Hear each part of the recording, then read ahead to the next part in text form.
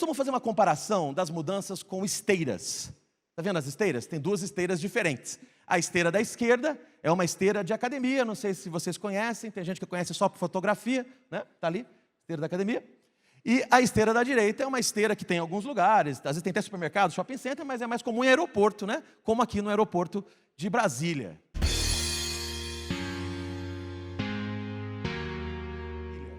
Qual a diferença entre as duas esteiras? A esteira da academia, ela nos empurra para trás, enquanto que a esteira do aeroporto nos empurra para frente. Eu costumo fazer uma comparação de mudanças com esteiras. Ué, mas qual delas? Aí depende. Depende de cada um. Depende de cada um de vocês. Se você ver a mudança como uma esteira da academia, é como se você estiver me dizendo que mudança é algo que você tem que sempre estar correndo atrás dela. Você tem que estar sempre correndo e se acelerando para poder dar conta.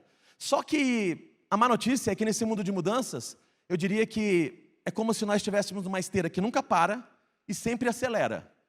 Então você tem sempre que correr mais rápido. E se você parar, você é jogado para trás. Pode ser um jeito de enxergar a mudança, esteira da academia. Mas eu prefiro enxergar as mudanças como a esteira do aeroporto.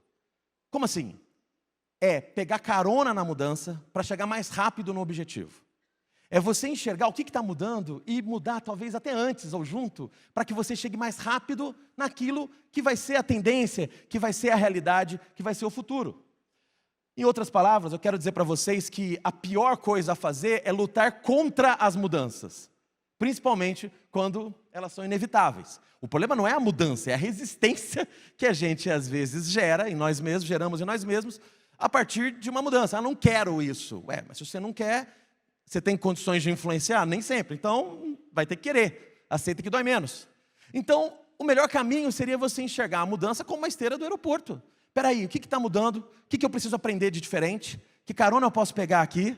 Enfim, esteiras representam mudança, mas depende de você a esteira que você vê quando a gente fala de mudança. Então, dentro desse jogo chamado mudança, vem a seguinte reflexão. Se a gente está jogando um jogo chamado mudança, é possível controlar esse jogo?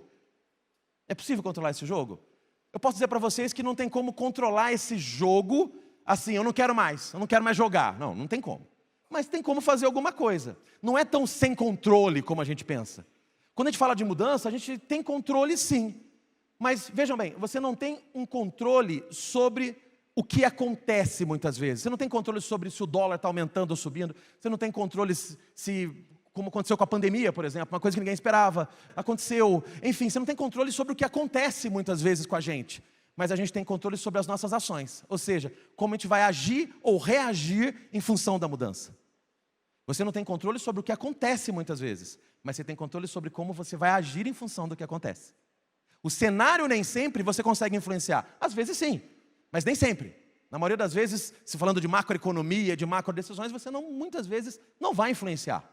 Porém, a maneira que você vai agir em função do que acontece é o seu protagonismo. Tem gente que age como protagonista, tem gente que age como vitimista. O que é ser protagonista da mudança? É enxergar a mudança como a esteira do aeroporto e pegar carona.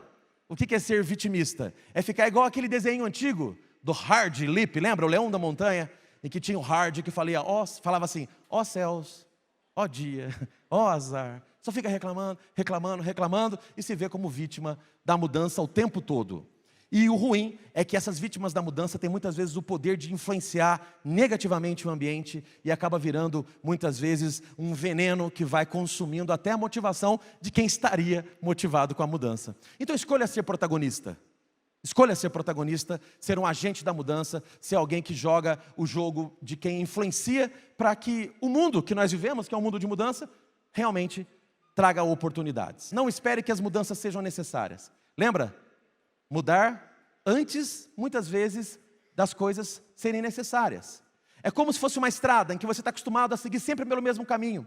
Mas de repente tem um caminho alternativo que você nunca transitou por ele. Mas não porque você achasse ruim, mas é porque você acostumou a fazer o mesmo caminho.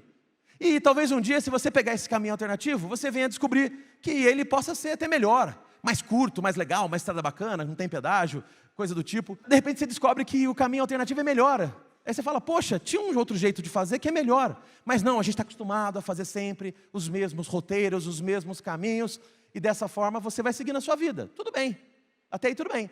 Só que tem um problema.